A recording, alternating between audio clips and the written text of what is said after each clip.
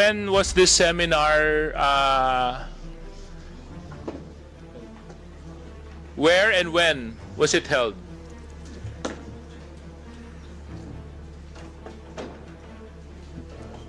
In China on May 23rd to June 5th, 2023. So 2023. Yes, sir. So again, what dates? May 23rd to June 5th, 2023. So ilang araw po kayo sa China, Miss Cruz? May 23rd. Mahina po ako sa math, but from May 23rd to June 5th, I assume that's about roughly about 12 days. 12 days, so More more or or less less, sir. around 2 weeks. More or less. Yeah. And this seminar, was it sponsored or did you have to pay for your seminar fees? This was sponsored. So ang nagbayad po nito ay yung state of China, Yes, sir. China government. Ang nagbayad sa inyo, Yes, sir. sa travel ninyo, sa stay ninyo, at sa seminar. Okay. Paano po ba kayo naimbitahan para maging bahagi ng seminar? Through the Chinese embassy. Through the Chinese embassy. Pinili po kayo ng Chinese embassy. They conduct these regularly, I understand. There are others who are also invited from the mainstream media. Pero hindi po kami magkasabay that time. So, I understand that this is conducted regularly. I think yearly. I'm not sure though. So it is a state-funded program by China where they invite media practitioners such as yourself. Am I correct? I think this is one of those times where they've invited vloggers. Okay, vloggers, yes. And can you more or less share with us what was the nature of the seminar? Oh, they introduced new techniques in social media, such as short-form social media, how to take them. A lot of them were technical, emerging issues, but they also gave a background on China. And I'm sorry, that's all that I can recall. Okay. So, more or less, kulang-kulang isang linggo po kayo doon, no? Maayos Dalawa naman po ang pag... Kulang-kulang ng 2 linggo. Kulang-kulang na 2 linggo, sorry. Maayos naman po ang pagtrato sa inyo ng bansang China habang nandun kayo. Maganda yung hotel, maganda yung Hindi accommodations. po siya hotel.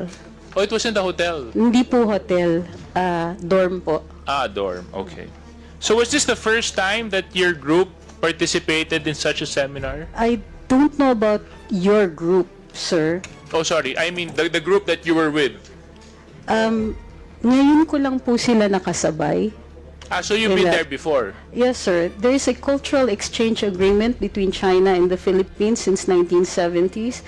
Okay. I was in Xi'an for an archaeological seminar, part of our cultural exchange agreement because I'm an archaeologist. So, si Mr. Mark Lopez, kayo po ay naging bahagi din ng seminar, tama? Oo. Naka-ilang bisita na po kayo o naka-ilang seminar na po kayo dito sa state-funded activity ng China? Sir, yan lang po yung na-attendan ko po. Again? Yan lang po ang na-attendan ko. Ito lang po yung nadaluhan ninyo? Okay. Yes, sir. Sir, pa-correct lang po. Yung punta ko sa Xi'an was a conference Yeah. on okay. cultural property. Would you think that the seminar that you attended affected your perspective or the work that you do? Ako po o si Mr. Mark Lopez? Kayo Myself? po, Miss Cruz. Kasi yun naman No. po yung layunin ng mga seminars, di ba? Para mas palawakin ang inyong pag-unawa, mas pagalingin kayo sa trabaho na ginagampanan ninyo. So sa Pagdating palagay niyo po ba nakatulong ang mga seminars na ito sa trabahong ginagampanan ninyo? abogado po ako at ang isang dalubhasa, I think, sa cultural conservation. So yung seminar, it includes a history of China, which also includes an understanding of the area. Matagal ko na pong napag-aralan yon. So medyo yung iba doon ulit na. Pero ang bago ay yung short form, yung pagturo nila ng short form type of video, which is a technical, parang technical na seminar yon, na tinuturuan kung paano gumamit ng ibang mga platforms at yung pagturo ng appreciation ng short form. Ang short form po, yun po yung mga reels, yung mga TikTok, at saka yung 1-minute videos ng YouTube. Okay. At I'm sure yung na-gain ninyo at napakinabangan po ninyong additional knowledge is the same with those of those other participants in the seminar. Am I true to understand that, Mr. Lopez? Am I correct to understand that? Mr. Chair, yung akin pong takeaway dun po sa seminar na yun is that it's just an appreciation po of how China media works. Okay. And from the other participants in today's hearing, were there other individuals there? Kayo po. Okay. Hindi ko po kasi kayo nakilala sa litrato. Sino po kayo? Have you taken your oath?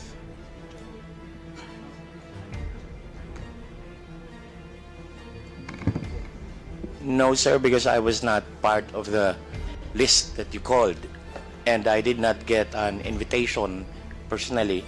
But I came here because I was issued a show cause order for the past hearing that I could not attend because I was in Davao City, in Tagum City, and I came here just to submit that and be with my partner. My partner is Attorney Trixie Cruz Angeles.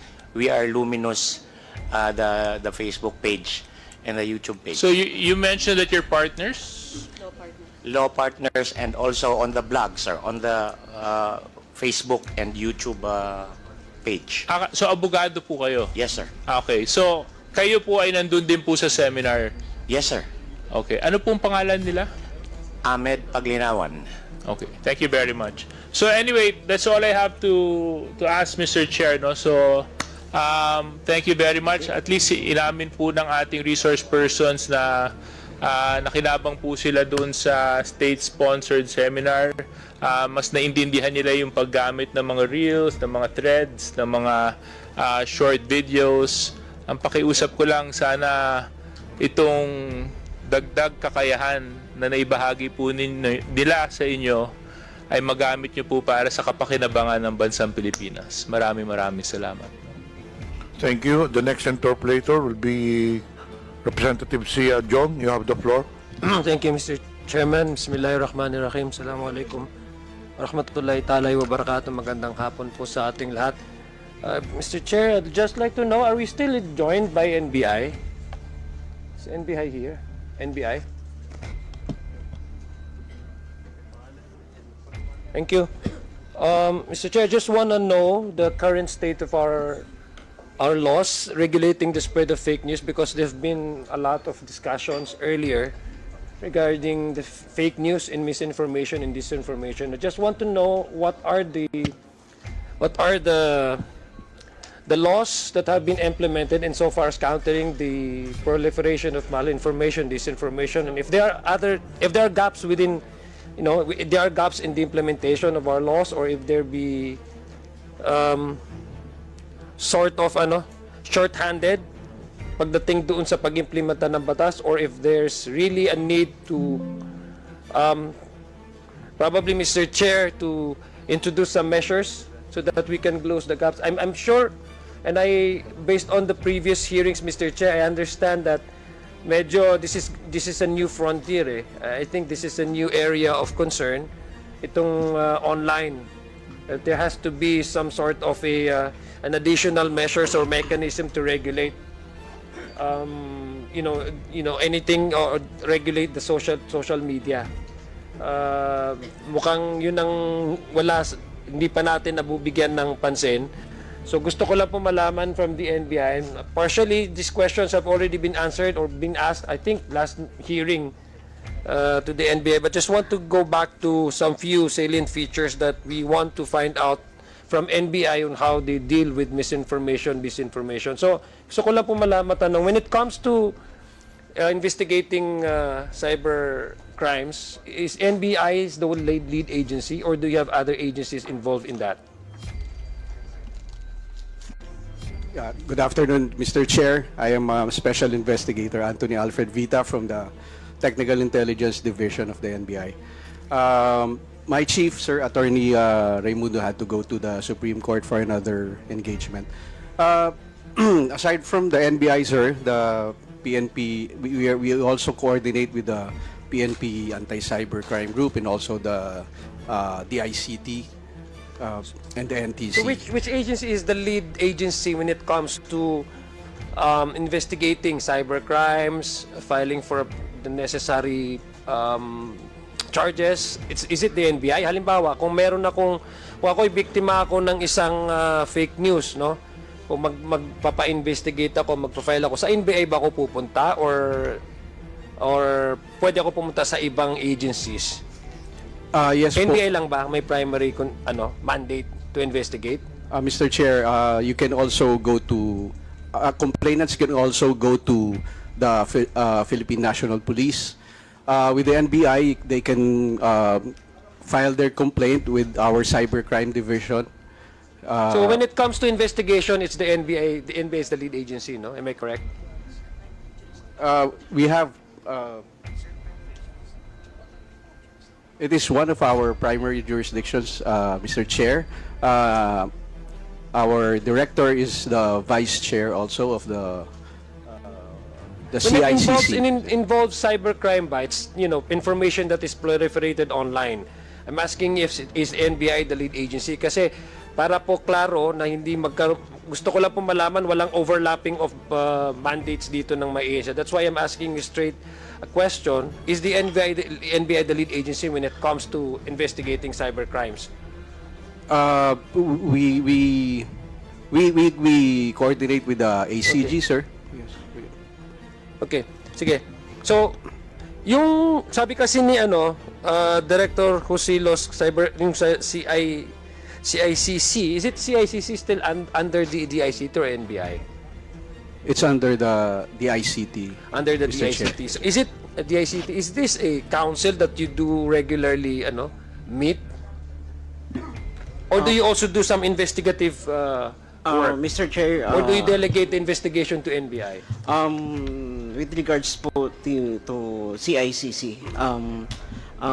nagkakandak po sila ng regular meeting. So you don't do with the investigative monthly. work. It's more of a council. You coordinate and you come up with policies, di ba? Yes po, sa part po ng CICC. Now, what we do po sa CICC ngayon is they accept yung mga complaint po nung I know, but cybercrime. yeah. So sino po talaga yung nag-investigate? That's why I'm asking first that basic question. Sinong nag-investigate among all these agencies involved in the issue of cybercrime? Who actually is the lead agency to investigate?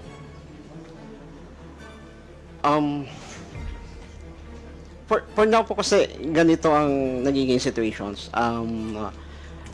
CICC accept complaints about cybercrime. Then ang ginagawa po nila, they collect all the informations pertaining po doon sa complaint. And then ini-endorse po nila sa PNP ECG. Ano po? PNP Anti-Cybercrime Group po. Doon nila ini-endorse. At there are some cases naman po ini-endorse din doon sa NBI. Okay, sige. So ibig sabihin, agencies can be investigated, or a case can be investigated simultaneously by different agencies? Parang ganun po. There are cases po na dinidiretso na sa PNP or sa NBI. Okay. May cases naman po na dinadaan din sa CICC. Okay, sige. Okay.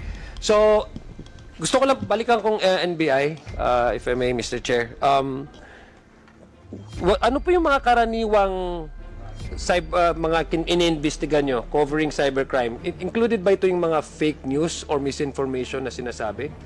Is it itong mga fake news na pinag-uusapan natin, can they already be considered as a cybercrime, or unless there's really a charges filed for a certain individual for it to become a crime? Mr. Chair, we are with the Technical Intelligence Division. Yeah. Sino? Yes, sir. Mr. Chair, yung regular attendee kasi si Attorney Ang Luben of Cybercrime is in the field right now. So, hindi po kami... Pero this Sa is just a intelligence regular guidelines on how you do investigation. I'm just asking you the policy of NBI. Can say, for example, itong mga sinasabi nating fake news, can that also be qualified or categorized under a crime, and cybercrime, for example, and can already be investigated? Yun lang gusto ko malaman. In some cases, Mr. Chair, yes. Like, for example, it's, let's say, cyber libel. It can be investigated by our cybercrime. Yeah, but if there's, for example, there's no actual charges that has been filed. Kanina nakita niyo po yung yung mga pinapakita nila ng mga short videos sa TikTok na wala naman actual na nag-investigate, but we know that the implication of that really is, if not being handled, civil unrest, the very least, disturbance in the streets, di ba? So, for example, there's no actual person that has filed, or even the agency concerned has not filed the case. Can you do then some investigation without even an actual file? Can that be considered as a cybercrime? Categorized cyber, even if without a filing of a certain specific charges?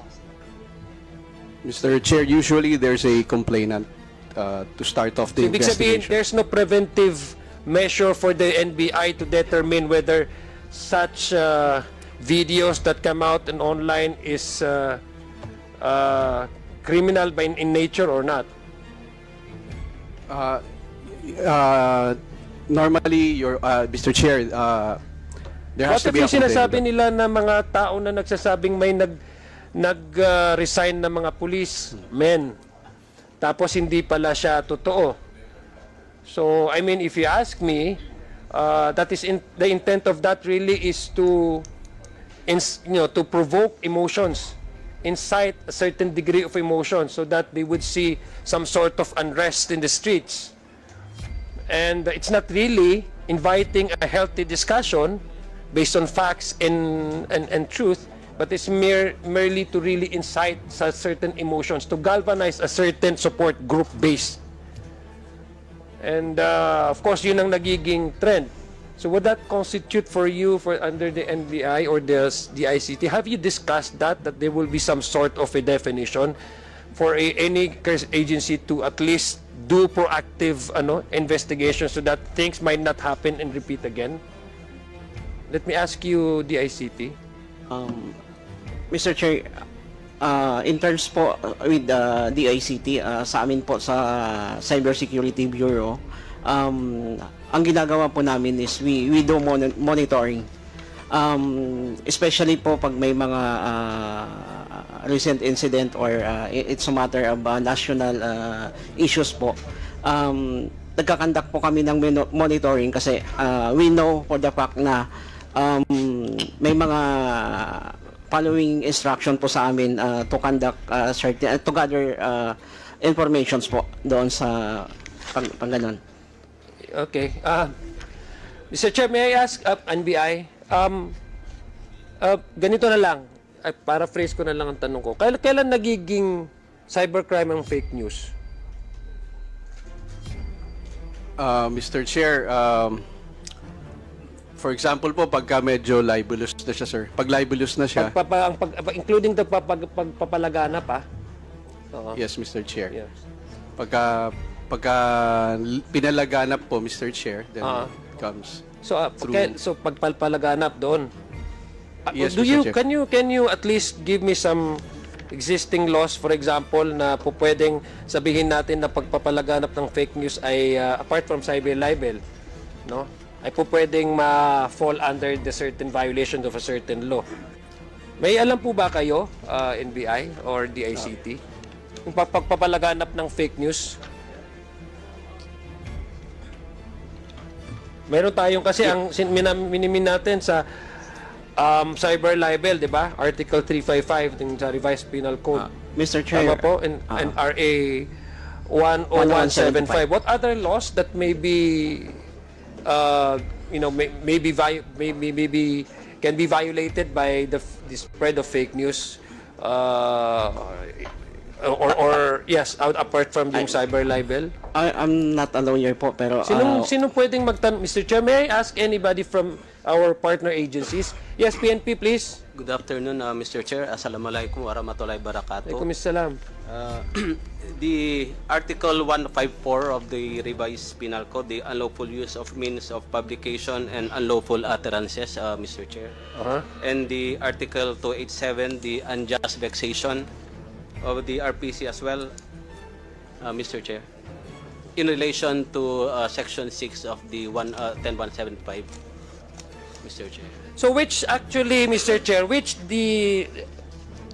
itong sinasabing disinformation in public disorder when fake news tends to cause panic, violence, or public harm, does this also fall under cyber libel, Article 355 of the revised penal code? Do you have an exact provision in there that says when you are causing public unrest, civil unrest, or public disorder, one can be charged with cybercrime? Yes, Mr. Chair, we can also file cyber libel as well. O kasi ito actually nandun sa RPAC siya di ba? Unlawful use of means of publication, etc. Article 154, Yes, Mr. di ba? Chair. So there's already that legal basis for the PNP and NBI to do some investigation, even if there's no actual filing of a case. Yes, Mr. Chair. Actually, we do have what we call monitoring or cyber patrolling. And once one of these is libelous or it tantamount to national security, we usually ask for preservation order. So, how many cases have you already filed in that nature? Yung mga fake news na or mga nagpapalaganap na causing disorder, na wala naman talagang legal basis or verified na information na meron, halimbawa, merong 154 na mga policemen na nag-resign because of their disgust over the arrest of the former president, and that's why there's a quite number of policemen who are willing to throw away their badges sa sign of protest. Hindi pala totoo. But that in a way really caused some civil unrest to some extent. But under this law, you can already file cases for them, against them. Yes, Mr. Chair, but we usually nagdi-depend kami sa if there is a complainant. But in the event that there is an absence of the complainant, we usually. But can the agency, the PNP, for example, be the complainant in this case? Can you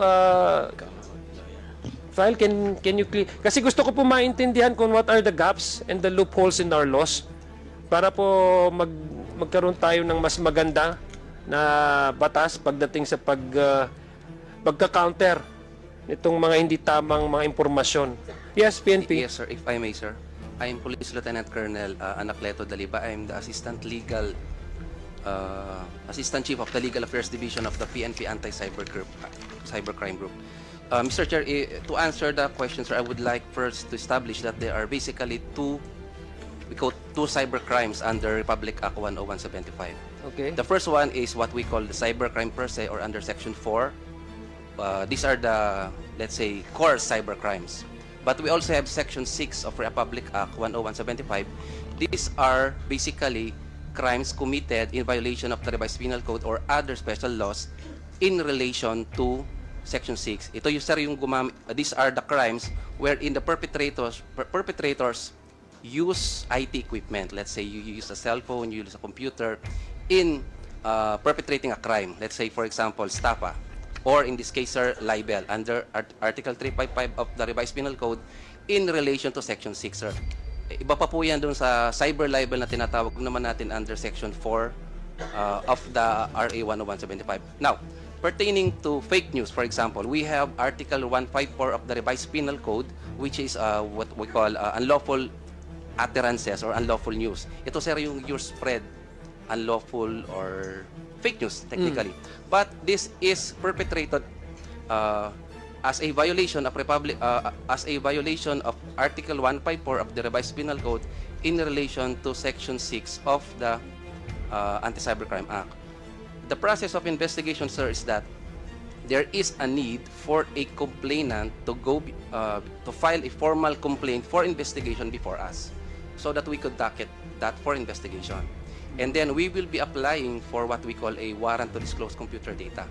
This warrant is akin to an ordinary warrant. Well, we go to court, we ask the court to issue a warrant, and then the court now will issue a warrant authorizing the PNP-ACG or the NBI, as the case may be, to order a service provider to give information regarding... Yeah, well, Mr. Chair, sorry to cut the story short po. So, ibig sabihin, essentially, meron po kayong kapangyarihan to file charges. Yes, sir, but that is initiated through a complainant officially docketed for investigation. Okay, so if there's no actual complainant, the PNP cannot do anything about that? Unfortunately, sir, we could request for a possible takedown, but it will now depend on the platform or the social media company, for example, Facebook. No, I'm talking about you filing for charges for further investigation. For Yes, sir. example, diba, I have cited to you a specific provision in the law, Yes, sir. and you have concurred that there was indeed, and sinabi mo, you have categorized, there are two classes where you can actually file for a cyber libel. Specifically on the matter of spreading false information that causes civil unrest, public disturbance, etc. Diba?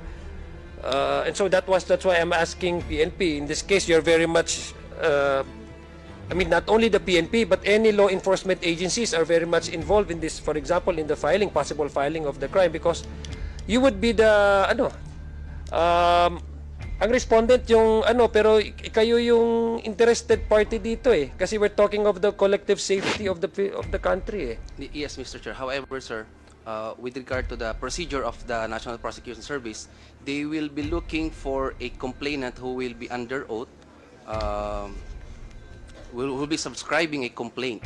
So Okay. that's our limitation, sir, Mr. Okay, Chair. thank you. Now, what about, Mr. Chair, what about po yung those Filipino citizens who have been propagating fake news but are operating or being settled in the other countries? Do you also have that jurisdiction over them? Pursuant to, again, sir, RA 10175, when a crime is committed, even if it is beyond the physical territorial jurisdiction of the country, as long as any of the elements of the crime or the devices used can still be located here, for example, the damage, we can investigate. Unfortunately, sir, Mr. Chair, we still need a proper complainant to file a complaint so that we could docket it for official investigation, sir, Mr. Chair. So, ibig sabihin, kasi what you're saying, Mr. Chair, what you're telling me, what you're sharing to this committee is Article 2 of the Revised Penal Code, no? Concept of territoriality, diba? That there are certain, halimbawa, yung sinabi mo kanina, that there is also some exemption under the general rules. Kasi sabi nila, the criminal laws of the Philippines are only applicable within Philippine territory except when allowed by treaty, committed on Philippine ship or airplane, crimes against Philippine currency, obligation and securities, importance of the products mentioned. Number 3, those committed by public officials and employees in excess of their function, those committed against national security and law of nation and law in order. Tama po ba? We may use that, sir. However, sir, as of right now, we are only using Republic Act 10175. What's that? Is that the Anti-Cybercrime Act of 2000? So that gives you also the power to investigate those who are living outside of the country na halimbawa, vlogger siya, masyado siyang politically enticed masyado, tapos kung ano-ano lang pinagsasabi sa vlog niya, ng mga fake news na unverified facts, tapos nagkukos siya ng in fact, minumura pa nga niya yung ibang politician, naggrabe yung excessive profanity, na may mga vloggers talaga na gano'n, it's too much for my liking, not just because I'm a Muslim, I'm a conservative, but as a human being, I cannot stand the profanity being expressed in their vlogs. Pero mga Pilipino sila, but they're living abroad. Can they still be subjected to your to the ones that you're saying, can they still be subjected for investigation or filing of possible charges? Yes, Mr. Chair. The PNP-ACG can So still how do you investigate. manage to do that? What other partners do you do in terms of further investigation since they are not living within the Philippine territory? Do you also do partnership with the platforms, social media platforms that they've been using? Sir, mainly, sir, we have strict coordination with other government agencies, just like the DOJ, OOC, sir, and the CICC. We have governmental mechanisms. However, sir, again, one of the challenges is that we need... Please tell me the challenges para alam po namin Yes, paano yung pupunuan namin dito. Thank you, Mr. Chair. We will be needing subscribed documents. We will be needing affidavits. And of course, an affidavit should be subscribed before an authorized person in the country, or if accepted in, let's say, Philippine Embassy. That's another, in a Philippine embassy located outside the country. If, of course, again, sir, in coordination with the DOJ. So, So kaya nga, what other agencies do you coordinate? Do you do this PNP alone or is it the NBI? Who's the proper agency tama yung tanong ko po kanina. Sino pong mag-iimbestiga doon? PNP or do you do joint efforts? Mr. Chair, under the law, it's the NBI or the PNP Anti-Cybercrime Group who can conduct investigations, Mr. Chair. So which one is actually the lead agency? There Saan is- ako pupunta? Halimbawa, there is no sa mga lead- ordinary na tao. Either way, either of the Yes, agencies. Mr. Chair. Okay. Now, are you aware also, Mr. Chair, aware po ba kayo din na in other countries, when they do also investigation in terms of this, information digitally transmitted to, online, meron silang tinatawag na let me check ha. Meron parang fingerprinting din Meron din silang digital fingerprinting Kasi I want to know the technology that we have right now in trying to find out kung paano natin mag-conduct ng investigation. Ano yung mga plataforma tinitingnan natin? Do you also request for the local internet service providers, social media platforms, apart from that, yung mga online transactions? How do you do investigation when it comes to cyber libel or the spread of fake news? Ano po yung mga ginagamit ninyong tools para po to further the investigation? Because we want to know exactly how can we cop up our technology and our effort, our law enforcement agency to really use the digital world in order to respond well to the cases or cases of fake news, proliferation of fake news. So, ano pang ginagamit natin dito sa NBI? NBI, let me ask NBI this time. Mr. Chair, Are you not competent to answer these questions? usually it's our cybercrime, Mr. Chair. Where is he? He's in the field, Mr. Chair. May operation po sila. PNP. Kasi sabi mo, ORE. Or PNP. Mr. Chair, the primary tools given to us by the law, of course, is Republic Act 10175. It is considered as an investigative tool, and also it's No, I'm IRR. asking about the ways and methods by which you conduct your investigation. Yes, Mr. Chair. Yes. In relation to that, there is this thing we call the rules on cybercrime warrants, wherein we are authorized by procedure to conduct investigations. These are our investigative tools. Pertaining to the specific devices or equipment, Mr. Chair, we apologize that we cannot divulge the specific types of equipment. But can you at least We have guarantee this committee that you are at par with the other gadgets being used by our neighbors, or for example in the ASEAN. Halimbawa, just to counter the spread of hindi lang actually fake news dito, Mr. Chair, kasi dito sa national security concern din natin, 'di ba? They've been also using online in the digital world. In fact, there's a thing called the third generation warfare. And we experienced that during the 2017 in Marawi, where they actually recruited foreign fighters to come here, and then the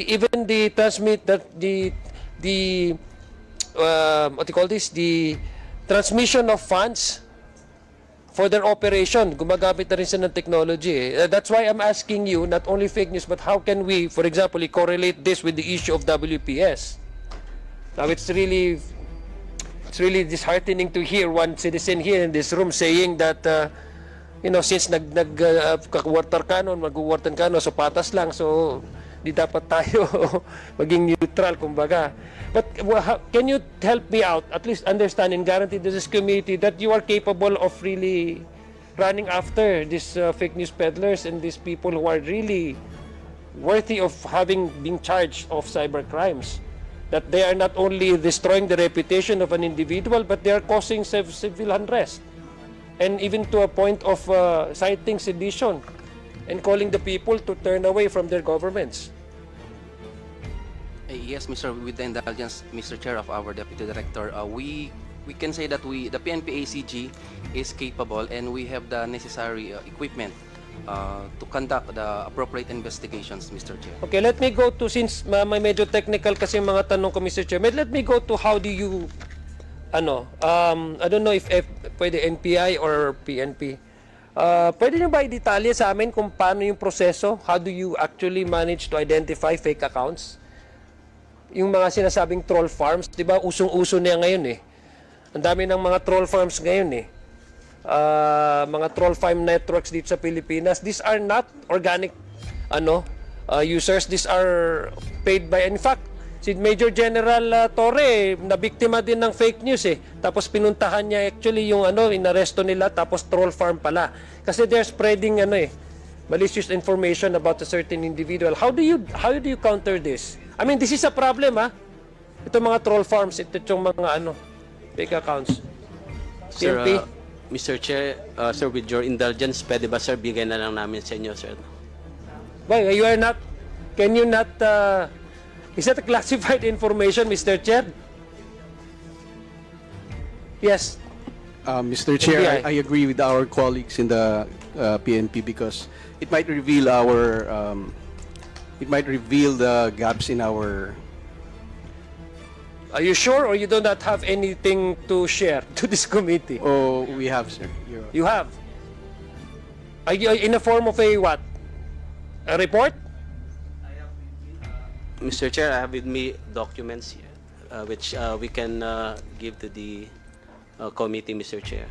So including doon, ay connect ko lang doon sa tanong ko kanina na may mga abroad, Filipinos abroad. Do you also do some IP analysis and yung mga VPN analysis, yung geolocational tags, Yes, etc., Mr. Chair. specification determination analysis? Yes, Do you Mr. also do have that technology? Yes, Mr. Chair. Okay, so you cannot just divulge it out in the open. Yes, Mr. Chair. Is that what you're telling this committee? That's correct, Mr. Chair. Okay. Salamat kayo kasi nagpa-fasting ako. Ayaw kong magtanong. Gutom na rin ako eh. Mr. Chair, I have a few questions I'd like to ask pero they're not competent daw eh kasi wala daw yung mga na-director nila sa But I hope, Mr. Chair, by next time, do we have a follow-up hearing, Mr. Chair? Yes, I will announce the date of the next hearing. I hope NBI and the PNP can send us their their personnel or their staff who are competent to answer technical issues. Kasi hindi lang natin pinag-uusapan yung abstract nung usapan na ito, na when to file, bakit kailangan mag-file. We're also looking at your capacity to run after these criminals and how we can help you capacitate your agency so that we won't have any person saying na pumunta kayo doon kasi nagkagulo doon at ganito ganyan tapos magmumura sila sa gagamitin ng platform para magmumura para silang mga walang nanay at mga walang sister at walang mga daughters. Sumusobra minsan Mr. Chair yung kanilang mga bunganga. Thank you, Mr. Chair, and thank you NBI PNP. Thank you, Representative Sia Adjong. The next interpolator will be Representative Ernesto Junicio. You now have the floor. Thank you, Mr. Chair. If the COMSEC could show the photo shown earlier regarding the Palawan issue. Mr. Chair, requesting the COMSEC again to show the photo, the fake news that being shown that the Palawan is owned by China issue, sir. COMSEC, please present the video or photos. Thank you, Mr. Chair. Again, sususugan ko po yung sinabi kanina ni Congressman Rog regarding this particular post na kumalat sa Facebook. I was about to ask our PCO representative, unfortunately he's not here anymore, Secretary Jay Ruiz. And also I would want to ask sana si Ms. Pichi Paderna regarding the exposure of these false statements on TikTok. Unfortunately also wala yung Facebook dito sa atin, Mr. Chair. I really hope that in the next hearing they will be present and to be given a chance to ask si Ma'am Pichi Paderna. Your Honor, ito talagang mga photos ito nakakabahala eh. Si Sir Tarela kanina nagsalita na rin regarding this. This directly undermines the very sovereignty of our country, Mr. Chair, distorts perception both locally and internationally. At this juncture, Mr. Chair, since wala na po yung tatanungan natin from PCSO and from TikTok, siguro I'd like to take the opportunity to ask some of our vloggers, since kayo naman po ang ating mga bisita. Siguro if I may start, Mr. Chair, baka pwede nating tanungin each vloggers, ano pong opinion nyo dito sa lumabas na statement na to, yung kiniklaim ng China that Palawan is not part of our country, but rather part of China. Kung maaari ko pong marinig yung opinion lang ng each vloggers, if I may, anyone can answer at this point. Mr. Chair, I am not familiar with this issue that is presented in the screen about that story saying that Palawan is being claimed by China. Just to give further light, Your Honor, Mr. Chair, Palawan, ito nakalagay po doon sa caption eh, Palawan Island, formerly known as Zhenghe Island, was once the homeland of Ming Dynasty. It was always been developed by China government and Chinese. It has nothing to do with South Fei. Even Luzon Island was also homeland of China in early years. Ito masakit dito, Mr. Chair. One day, it must return to China. Doon ako nababagabag, at least sa amin with the district I'm representing, sa amin po sa Tondo, Maynila, there's no batang Tondo who would ever support these claims eh. Now, since we are here, we're all Filipinos, especially the vloggers eh, nakikita ko yung fire sa mga puso ninyo eh, how you post na talagang galing sa sarili ninyong emotions eh. I just want to know, since we're all here, ma'am and sirs, no, ano po ang opinion nyo dito? Are you for or against such statements that China is claiming that Palawan specifically is part of China? Anyone can answer po. Yes, Mr. Chair. Mr. Chair. Mr. Chair. Mark Gamboa. Yan. Please answer the question. Yan. Ako po, as a vlogger din po, and someone who loves this country, I strongly condemn yung pong mga propaganda na lumalabas na yan. Ang Palawan po ay sa Pilipinas, ang mga taga-Palawan po ay mga Pilipino, sa atin po yan, at kahit na anong mga fake news na lumalabas po, na sinasabi na ang Palawan ay one day ibabalik sa China, yan po ay dapat tuligsain at dapat po pigilan. At sa akin po, sa aming mga vloggers, kahit na magkakaiba kami ng sinusuportahan ng mga politiko, lahat naman po yan Pilipino eh. Sana po, maski dito man lang sa issue na to, na sinasabi na ang Palawan ay parte ng China, ay magkaisa kami at sabay-sabay po naming ikondena yung pong lumalabas na mga pictures na yan, na ang Palawan ay teritoryo po at posibleng ibalik po sa China. Sana doon man lang po sa aming mga kasamang mga vloggers, kahit ikaw ay sumusuporta kay Duterte, kay Marcos, kay Aquino, kahit sino pa, pero sana po pagdating sa issue ng ating soberanya, ng ating teritoryo, magkaisa po tayo. Ang Palawan ay sa Pilipinas at hindi po sa China. Maraming salamat, Mr. Chair. Thank you. Yes, Mr. Chair. I'm Dr. Richard Mata. Actually, isa sa advocacy ko po yung i-detect yung mga fake news. Kasi ang daming mga chismis, even celebrities. And this is one. Kasi ito po yung ginagawa ng ibang vloggers na para dumami po yung kanilang followers. If you create a statement na shocking, maraming magfa-follow sa'yo. So I made a list of that, but one thing is you have to check the other news outlet like Inquirer, ABS-CBN, etc. Kung ganito kalaki yung news na yan, dapat lumabas din dito sa ibang media. Kung hindi naman lumabas, malaki talagang chance na fake news yan. So dapat wag mong i-share. So naging automatic kasi dahil very extravagant yung claim, nag-share siya, nagva-viral siya. So again, it's still for me fake news. Of course, Palawan is for Philippines only, forever. Thank you, sir. Anyone else? Mr. Chair? Ay, sorry. Aaron Peña, Old School Pinoy. Sir, kami, magkakaiba man kami ng sinusuportahan, ulitin ko nga yung sinabi niya. Pagdating sa bayan natin, hindi pwedeng agawin kung ano yung sa atin. Hindi po kami magtatraidor sa bayan. Hindi po kami makabagong makapili. Ang Pilipinas ay sa Pilipino. Hindi po natin dapat ito ibigay kahit kanino. Salamat po. Thank you, sir. Any further?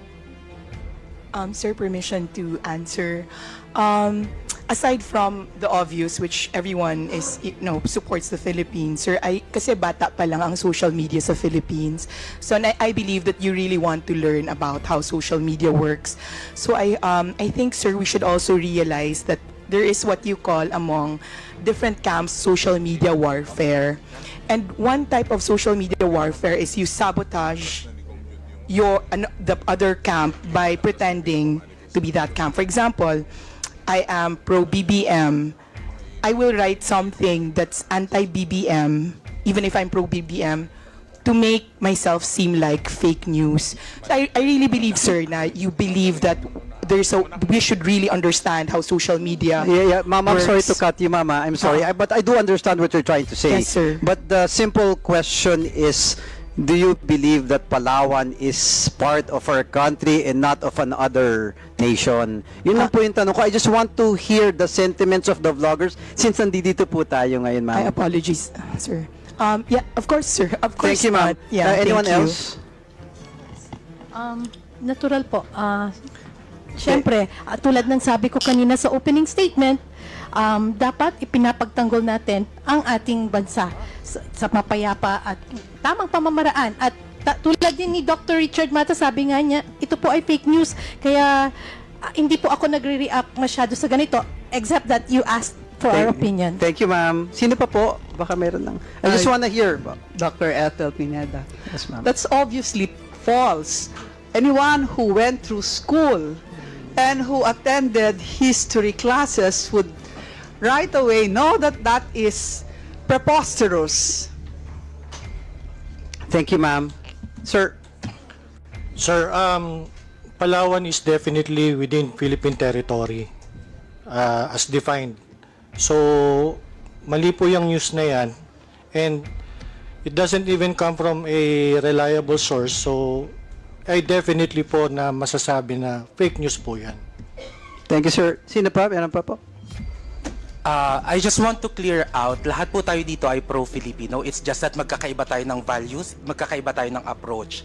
While others want aggressive approach, ako po ang gusto ko, friend to all, enemy to none, because I saw the result from the previous administration. So lahat tayo gusto natin ng magandang Pilipinas kasi hindi ako titira dito kung ayoko ng Pilipinas. Pangalawa, I won't say na fake news yan or anything sa ngayon because this is how I process information. Again, sir, is Palawan part of Philippines or not? Of Para sa course, inyo po. it's already accepted internationally. Sa inyo lang, sir. Yung Yes opinion po. mo. Okay, It's sir, thank you. Other already- vloggers it's po. a fact that it is a Anyone part else, of sir? the Philippines. Anyone? Gusto ko lang mabilis lang. I want to drive at a point. I just want to hear your opinion, ma'am, sir, with all due respect. Yes, sir. Sir, I am not under oath. I will swear to you now. Okay, I am a lawyer. I took an oath to defend the Constitution, and this is part of the Constitution. So, I never give that any attention at all. So, sir, you agree? Yes, sir. Okay, thank you. Okay na po tayo. Now, the point that I just want to drive at, the passion, yung mga efforts ng mga vloggers natin, siguro we should channel it to something very important dun sa sovereignty ng ating bansa. Siguro if we hear some news like this, na may nakita tayo, like sabi ni Sir Mark Gambo, na isang vlogger din, I think we should do something about this. You have followings eh. Marami pong naniniwala sa inyo. I think I mean, it's unsolicited advice. Baka it's good that we could write something about this para po sa ating bansa. Well, that's my opinion. And again, Mr. Chair, I would want to know sana with Facebook and TikTok, gaya ng sinabi ni Ma'am Pichi Paderna kanina, na meron silang automatic na hindi pa nire-report 99% out of the 4 million plus posts that has been taken down. Nati-take down nila. I want to know kung yung mga ganitong klaseng posts kasama ba sa mga pinagbabawal ng platform nila. Again, Mr. Chair, and sa ating mga vloggers, thank you for being here and thank you for supporting our country. Like what President Bongbong said, na not a single inch of our country will be given. We will fight for our country. At ako naniniwala, at least for sa mga batang tondo na nire-represent ko, walang kahit isang batang tondo na magkakalulu sa bansa natin. And I thank you. Let's all join together and let's fight for our country. Gaya nila Sir Tariela. Again, thank you Mr. Chair for the time.